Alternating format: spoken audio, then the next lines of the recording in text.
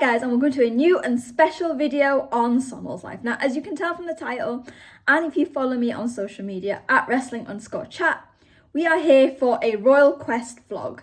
So basically today at Crystal Palace, we have the big Royal Quest 4 show. Okay, thus like the really poor lighting and the really poor quality and everything.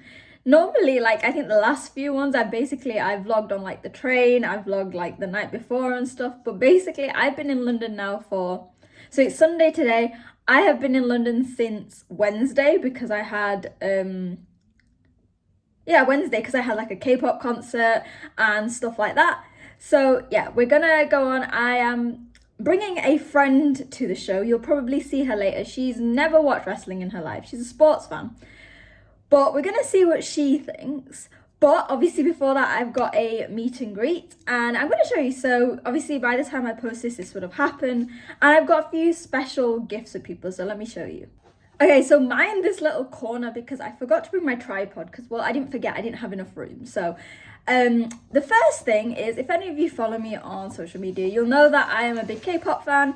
So the concept of light sticks is very familiar, I think, to a lot of people. Even within New Japan, like, they use the little sticks. Now, last year when I went to Royal Quest, I actually showed a lot of the wrestlers, including Satoru Tanahashi.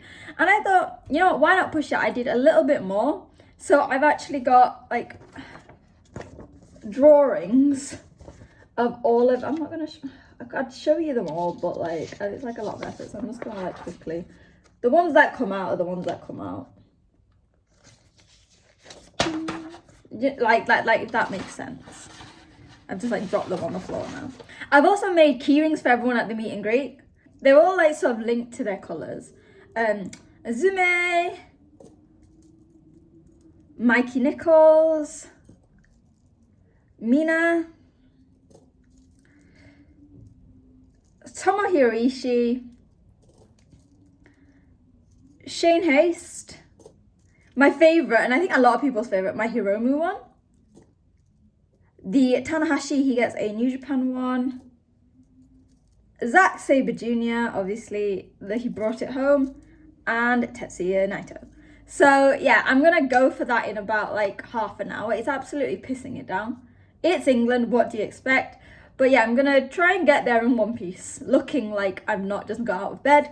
I'll come back, give a vlog, and then we're going to head off to the venue. Maybe early, because there's a few people that I really hope to meet. So, yeah, this is just a start to the vlog. Again, sorry it's nothing like the past ones that I've done, but it's been hectic. I've had, like, concerts, work, travelling. So, yeah, you're coming along with me today. So, yeah, let's get going.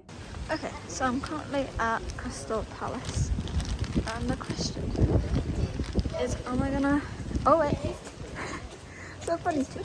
I'm not showing my face because it's awful weather and I don't know if you can hear me. But last time I came for a quest, I got massively lost on the first day. I nearly got knocked over by a bike. So I think you can see it.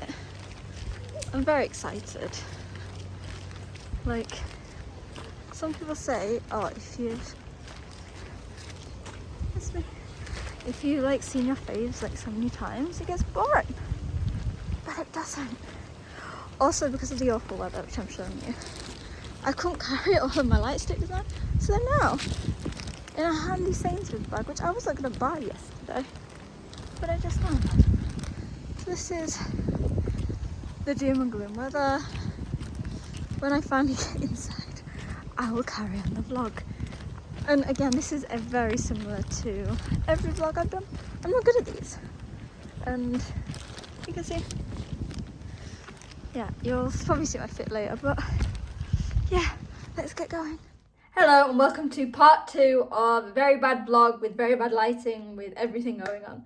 So I've just got back from the meet and greet and I thought I'd tell you a little bit about everything that happened. So I went in, and as all of you know, I bought the ultimate combo, which means I met all of them. So there was 10 people there, so I'll show you all of them, but it was a really, like, insane experience for me. Because, like, I've done it, like, every time before, but it never gets easier. So when I went in, I was like, I had to scope the land a bit. I was like, I don't know where I'm going to go first. But I went to TMDK's Shane Haste and Mikey Nichols, and they were the nicest people. Like, whenever I meet wrestlers, you always have like an expectation. And obviously Shane and Mikey seemed like so much fun, but they like were the perfect people for me to meet first. They really put me at ease. We were just chatting. I was asking them about being here in England. Shane Hayes was telling me about his holidays coming up, and they were really nice, quite funny. So when they were holding, like, when we took the picture, which I will put here, and I was holding the belt, I was like, oh yeah, the last time I had these was with Aussie Open, and they were like, you really killed the conversation there. Like, obviously it was a joke, but it was just because I was saying I'm quite short, and they're like, we're gonna weigh you down. So I had like the IWGP tag belt on one side and the strong on the other, and it was very, very fun. They were really nice to me. And then, you know, if Shane Hayes starts working on his entrance, it's because of me, because I said he should do that. I then went to Los Ingobernables de Japón, so I went to Tetsuya Naito and Hiromu Takahashi. Now, I don't know if this shows how many times I've done these meet and greets with them, but they both remembered me. They were like, we met 2 years ago, or like 1 year ago with the Naito. And it was really fun because I was trying to speak in Japanese, and I'll speak about when I'm speaking to Zack later on, but they seemed genuinely like interested. I know at first maybe Naito was trying to speak in English, but like as I kept trying to speak in Japanese, like you could see they were doing it. So I was talking about going to see Wrestle Kingdom, and it was the first time going, and how excited I was. And like similar with Hiromu, we were chatting, like he was asking me if it was his first time, and he was like, what am I looking forward to the most? And I was like, well, obviously Wrestle Kingdom. And I was like, I want to go to like Tokyo Sea, but then I'm going to Korea. And they were really nice. Like I gave them the bracelets, well, they weren't bracelets, sorry, the key rings, and they really seemed to like it. And obviously I do this all for fun. Nothing is like done for the intention, but the fact that they like it and the colours and stuff, they were like, oh, it's Tetsuya Naito, Hiromu Takahashi. And quite funny, so with Hiromu, because obviously he has his pink hair, so I was saying, I showed him a picture of like how I had it, and then when I go to Japan next year, I'm gonna go for pink again, you know, just to rep Hiromu. Then while I was just like chilling, I saw Chris Charlton, and he was like, ah! I was like, yeah, and I think I'm gonna be in a video package on New Japan World. I don't know how good I looked, and like I might just never want to see that clip again, but it was really nice to meet Chris Charlton in person, because like obviously as a fellow historian, like the fact that he's made his career, like he has done so much, not just for New Japan, but in the terms of history, it was massive for me. And then we had an Ace Techers reunion, because I got to meet Kieran again and SP3. Now, I've obviously met Kieran in the past at shows, but obviously SP3 is normally based in the US, so this was the first time we met, so I sneaked in so I could go and meet Zack Sabre Jr., and we were just chatting. And when I met Zack, this was like actually insane to me. Like, you know when you see people and you're like, they don't look real. But Zack, to me, when I was seeing him, it's like, this is Zack Sabre Jr. And he was honestly the nicest person. And like, his niceness meant like I was so chilled out chatting to him. We were talking about Japan. I was asking him about like how to improve my Japanese. And I joked that like he's the person who's unintentionally avoided me at all these meet and greets. And I was like saying how obviously I'm going to Japan and things, and I joked, I was like, I've told everyone about you, you have to be in the main event of Wrestle Kingdom. And he was like, wouldn't it be hilarious if like he lost and he ended up in the Rambo? Like it'd be bad for both of us. But if anyone knows me, I've never met Zack, but I have always been a massive Zack fan. Like he was one of the reasons that I went from loving high flying wrestling to becoming such becoming obsessed with mat-based wrestling. So for me, like Zack is honestly, and I was seeing his interactions with everyone, and he honestly is just the most genuine guy. So, and I even gave a shout out because obviously my mum can't be here, so I gave a shout out to him, and he said to say hi. So it was really nice. I then went to meet Azumi and Mina Shirakawa, and holy shit on my life. If you've ever wanted to meet two more beautiful and kind women, they are the epitome of it. Like, they were the cutest people in the world. They like, when I met Azumi, she was like, you're so cute. And I was like, thank you. And I gave her the little key ring, and she's like, a phone charm. And similar with Mina, we did like a heart. We both did hearts, so with both of them. And they were like really praising my Japanese. And like, it makes me feel that like actually the fact they can understand me is like a bonus in any book. But I was telling them how I'm coming to Japan next year. And like I was asking if it's like Azumi's first time here, and she went, it was. And honestly, like, they are both so genuinely nice people. And obviously, you guys know I don't really watch Stardom aside from like when I see them on New Japan and stuff, but I can't wait to see them tonight, and they were so nice. And then I ended with, so I missed out of Taka, and then I ended with Tomohiro Ishii and Tanahashi. Now, this is not even like a stick on them. So Taka and Tomohiro Ishii, they were nice people, but they were much more like introverted. Like with the others, I was having really long conversations for like 2 or 3 minutes. But I feel like they weren't. Now, again, this is nothing on them. If anyone else has had that experience, please let me know. But Tanahashi was as nice as they come. I was like, this is the 4th time we met. And he was like, oh, no, I remember. I don't know if he remembered, but it'd be nice if he did. But, yeah, we were just chatting. I was saying how I'm coming to Wrestle Kingdom next year, and he was wishing me a safe trip. I also gave him his present. Now, his was a little different from everyone else's because it had New Japan instead of his initials, because obviously he's the Shacho. And it's quite funny, so I showed you those light stick designs, so I showed it to him and I said, last year I showed you them, but I've got a copy for you. And he's like, yeah, I'm the Shacho, so hopefully he sees it, and who knows. But people always joke, they're like, Sono, like, why are you doing the Ultimate? And I think, in like a few years, I don't want to be regretful that I didn't meet someone, or I didn't meet them again. Will I do it again next year? Maybe, maybe not. It depends if there are people that I've not met, but the New Japan wrestlers are some of the nicest people in the world, and the Stardom girls, and it's just, yeah. I just thought I'd come back and vlog that, and just talk about it a bit. I'll probably put the pictures. I realised for some of them I didn't actually leave enough time to do that, so we'll work that out all in editing. But yeah, I might see if I can introduce you to my friend before we get going. But yeah, the next thing, we're going to go to the show. Hopefully I'm going to meet SP3 and Kieran again, or at least SP3, and he can come on this vlog. So yeah, that was a little bit of what happened, and it was amazing. So yeah, I guess I will see you either at the New Japan show or afterwards. Okay, so we are in, and I'm going to introduce you to someone. Okay, the person that I have brought along with me. Hello. So that is Emmy, and basically, like I said, my mum couldn't come, so I brought someone who's never watched it before, but I'm going to quickly show you the venue. If any of you watched my Royal Quest 2 card, you'll see that it's a very similar layout. Now obviously I can't record any of the show, but I will be back after. I will be on social media. So yeah, this is going to be very exciting. Okay, so I said before that I met a certain special someone. Here we are. After I don't know, how long has it been? I think I've known you for like 3 years or so. This is the first time we met. We're both at a Royal Quest show. So this is actually insane. Which match are you looking forward to most? Well, obviously Zack and Sonata, but I am really looking forward to Michael Oku versus Kosei Fujita. I'm a big Fujita fan, and I'm gonna see Roy Uiwa for the first time. So the grip. The Fujita versus Oku is interesting because it's junior versus junior. Yeah. So this will be interesting, and I assume we're doing a review for this. Of course, we gotta do the review on True Hill Heat. You know it. Whether I'll be on, because like I said, I'm going abroad. But obviously, where can they find you?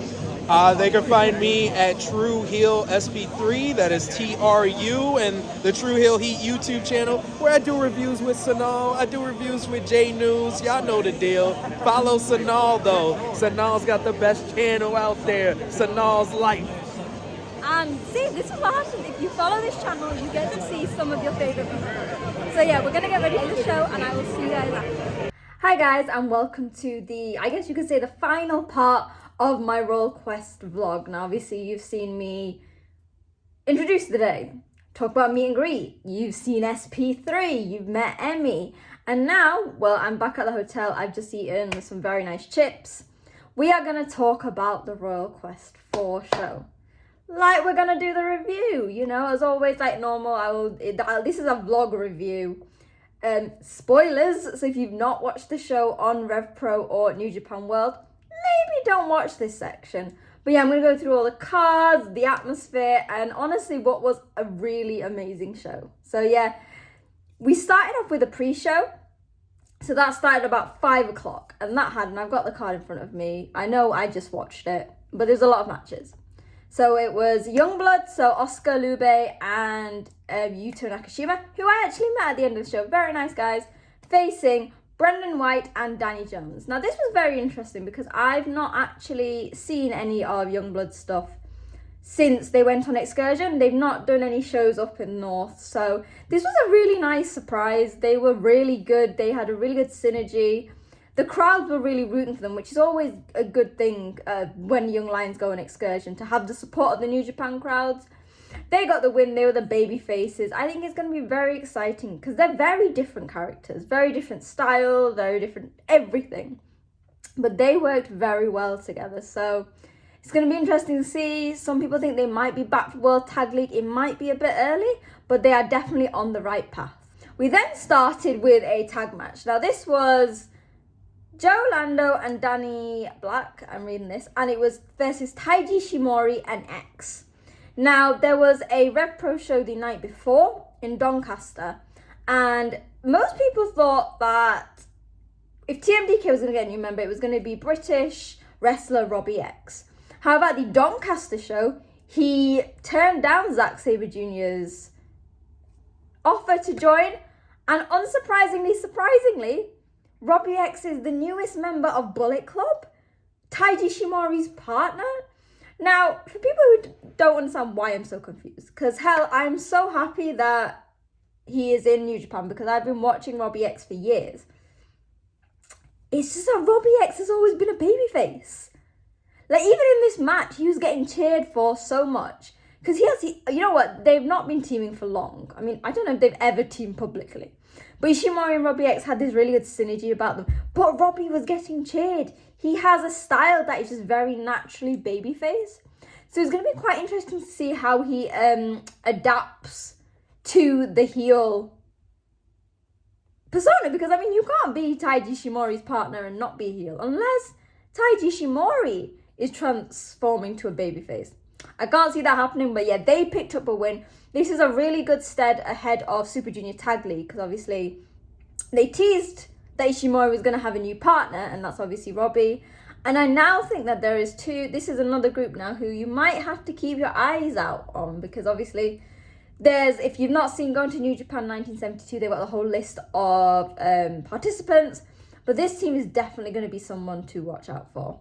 We then had a tag match, so a women's tag match. So that saw Mina Shirakawa and Kanji facing Dani Luna and Azumi. Now this was a phenomenal match. I always loved that New Japan tried to get women's matches, and specifically that they are utilizing their connection with Stardom. This match was fast, dynamic. All 4 women are extremely different with their wrestling styles. You've got 2 women born and raised in the Japanese system, and Kanji and Dani Luna, who I've watched for years, who are born and bred in the UK wrestling system, meaning that their styles are different. You have speed, flair, and agility with the 2 Japanese wrestlers. Dani Luna is a lot of strength, and Kanji is very submission style based. And both teams worked really well together. And what I love is how vocal the crowds were for Mina and Azumi. Because obviously we know Kanji and Dani Luna, but this was the first time I'd seen the 2 Stardom women live, and it was phenomenal. And it was a shocker, because going into this, I thought, right, as anyone's can get pinned, but it's not going to be Mina. Dani Luna pinned Mina Shirakawa, and that means she is set up for a title match. Which title she'll pick, I'm not sure. But this was a phenomenal bout between 4 phenomenal female athletes. Okay, as you've seen, I've moved because for the first 5 minutes of this review, you could probably have noticed that there was flashing, like, flickering, and that's because of the really bad lighting. So we're going to carry on here, and hopefully it's slightly better. Following the women's tag match, we then had a string of single matches. So we started with Michael Oku, so a massive name in the British industry, facing Kosei Fujita. I had high expectations for this match, but they surpassed everything. The crowds were hot on their feet. This was a match between 2 top junior heavyweights, 2 very fast, very agile wrestlers. And if you think about it, specifically with Fujita, he also has that influence from Zack Sabre Jr. So very good on the mat, very proficient.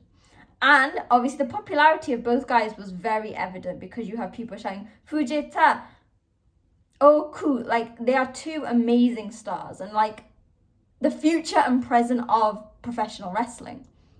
Now, I love Michael Oku, but obviously, you know, I have a soft spot for these young lions. I was cheering for Fujita, and shockingly, because there were so many near falls, Fujita actually got the win. And I think this was probably his biggest match to date, because I remember, was it Royal Quest 3?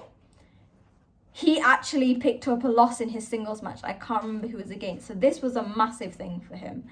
We then had another singles match. So this was between Drilla Maloney and Yota Tsuji. Now, obviously, Drilla is a junior, but he has beaten heavyweights. Ergo, he beat Tetsuya Naito earlier in the year. Now, this was a really decent match, like a really good, hard-hitting match. Both men are very big. I'm still saying that if you weigh Drilla Maloney, he is not going to be under that 100-kilogram weight limit. But the crowd was so hot for Yota Tsuji. Now, if you're a British wrestling fan, you will know that singing is at the core of what we do. We love putting names into well-loved songs and singing it. And Tsuji's smile as the crowd sung every hit song possible and replacing his name was amazing. And you know, there was an odd few Drilla fans, but Drilla really played the heel well. And he actually dominated Tsuji for quite a lot of this match. So obviously, even though when Tsuji picked up the win with the Gene Blast, Drilla has really set himself up well. Now, obviously, him and Clark Connors dropped the junior tag titles, but they are going to be in Super Junior Tag League. And then we had another singles match. This was Callum Newman versus Shota Umino. This match, the crowd popped off. Sorry, I'm balancing like this because I'm actually balancing on my feet. Both guys have had a very up and down time in New Japan over the past few months. The public's views towards them have been very different, but for the majority of this match, they were both getting cheered. They were having "This is awesome" chants. Despite their very different styles, they meshed together very well. They are the future of New Japan. And it, funnily enough, wasn't until the final stretch where Shota started getting booed. And I think it was less of what Shota was doing in the ring, but almost that people remembered what happened at Power Struggle. Because remember, when Shota came out to challenge Zack, he got booed. And a lot of people thought, right, Shota touched upon these boos in the post-match comments. So could we see a heel turn? And they were like, shit, if we're cheering Shota, I don't think that this heel turn's going to happen. So, yeah, Shota got the win, which is good because I believe Callum Newman beat him in the New Japan Cup. Not in the New Japan Cup, in the G1 that's just happened. But this was a phenomenal, and I think almost like a breakout match for the two guys. It was very strong, had the crowds on the edge of their seats, and I'm really excited to see what this is going to be the making of them, I think, both of them. We then had the special singles match between David Finlay and Taka Michinoku. Now, this was very interesting. So, Taka came out, God bless Taka. He came out, Finlay came out, and Finlay went, I'm not wrestling you unless you beat Gato. So Taka and Gato had a match, which Taka won. So that is maybe Taka's third win this year. It's a complete record. And then Finlay beat him up. This was nothing interesting. It was quite a nice, very typical babyface heel match. Nothing to sing and dance about, but it was a very nice break between the big heavy matches. We then had a 6-man tag, so it was Los Ingobernables de Japón, Tetsuya Naito, Hiromu Takahashi, and Titan, facing TMDK's Robbie Eagles, Oiwa, and Máscara Dorada. Now, this was a match of personalities. So when they came out, everyone started chanting, Robbie, Robbie, Robbie. Naito came out in his suit and took 20 minutes to take it off, kept his shirt on. So everyone was chanting T-shirt Naito. Then when Robbie was taking the mic, they started chanting for Robbie to take his shirt off. So then Robbie said he wasn't, then he did. Then he gave Hiromu the shirt. Then Hiromu became a member of TMDK. And there was really nice interactions between Titan and Máscara Dorado, Naito and Oiwa. Ahead of Best Super Junior Tag League, really nice, funny interactions between Hiromu and Robbie. This was really fun. It was, you got to see all of your favorite wrestlers. There was some amazing spots. I will say this, Robbie Eagles is so underrated. He was so fast, quick in the ring. But again, Robbie is a technical specialist. Seeing Máscara Dorado and Titan in the ring together was amazing for me. They were pure lucha skills. And in the end, LIJ got the win with, I believe it was Titan beating Mascara Dorado. And there was a really funny bit at the end where they got a Daryl from the crowd. And Titan was pretending he was going to kick him out of the ring. And then just gave him a nice slap on the bottom. We then got to the final 2 matches of the night, the 2 title matches. We started with the New Japan Strong Openweight Tag Titles. So this was TMDK champions Shane Haste and Mikey Nichols versus Hiroshi Tanahashi and Tomohiro Ishii, aka the Golden Pitbulls. Now, I'm going to put it out there. When I met Shane Haste, I told him, my friend is coming. Please twerk on the way to the ring. And he did. I'm going to say Shane Haste did it for me. But actually, this match was really good. I was worried because we all know, like Naito, Tanahashi's knees are not great. But this match was very fun. It was Mikey and Shane really playing up to being the tweeners. They were having some fun. They were mocking. Like at one point, Shane played air guitar, then broke it and started playing his air drums. Mikey's a madman. He's a fucking madman, not the fucking madman Gabe Kidd, who we missed a lot. But there was a funny moment where he nearly tripped going into the ring. And rather than just like playing it off with the crowd speaking about it, he actually like addressed it. And this match was very fast and dynamic. These 2 teams, so we know TMDK are veterans in the tag team division. Tanahashi and Ishii also work really well together. They were able to play off on their downside. So obviously Tanahashi's knees. He still managed to get those big moves. The dragon screws, the twist and shouts, the high fly flows. And in the end, TMDK did retain. But earlier in the show, the grizzled veterans, I believe it is... is it James Drake and... Oh, my brain is eluding me. But they said they're going to challenge at the New Japan Strong show for whoever won. So that was going to be very interesting. But we then got to the main event. Zack Sabre Jr. versus Sonata.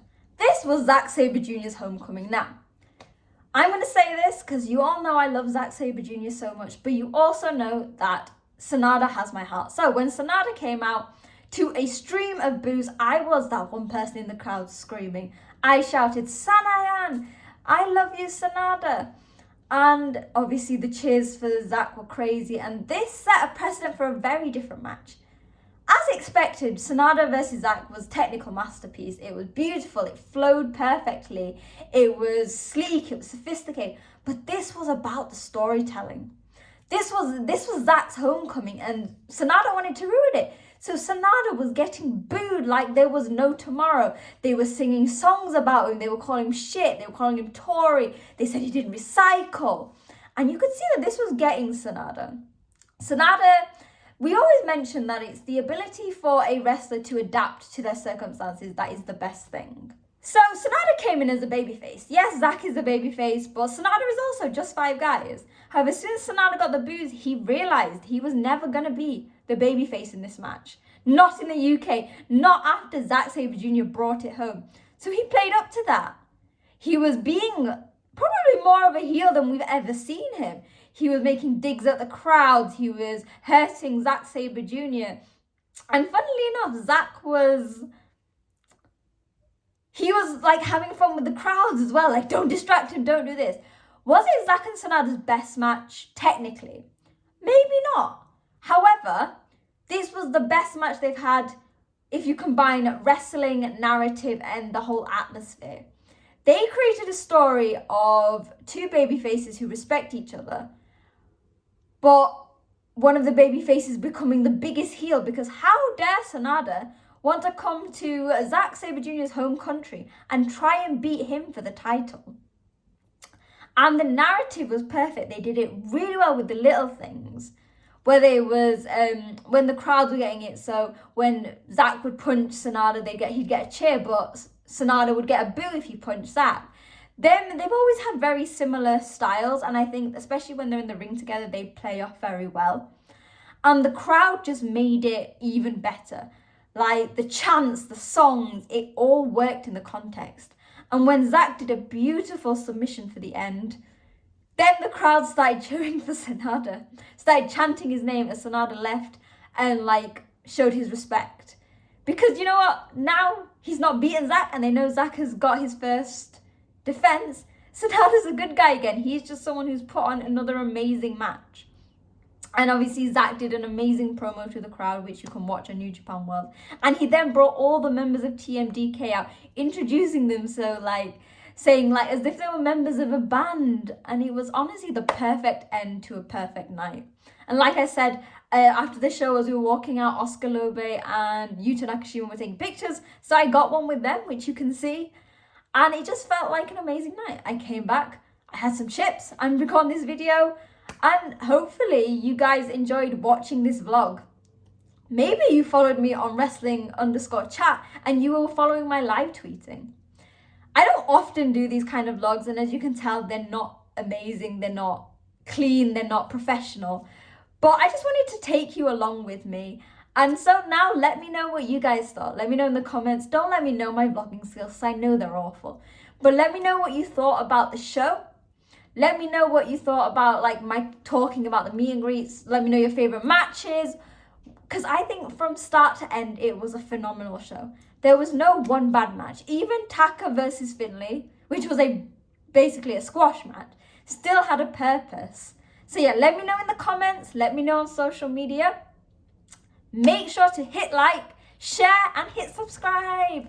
So obviously, I always do these if I do Royal Quest. But I'm going to keep reminding you. January, I will be in Japan for Wrestle Kingdom and Wrestle Dynasty. I will be vlogging, I will be doing reviews, I will be doing everything. So make sure to subscribe to be the first people to find out.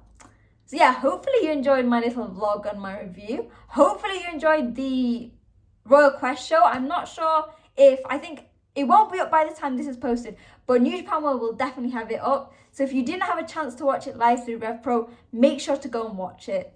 So yeah. Hopefully you guys enjoyed the video. Hopefully you guys enjoyed the show, and I will see you soon. Bye.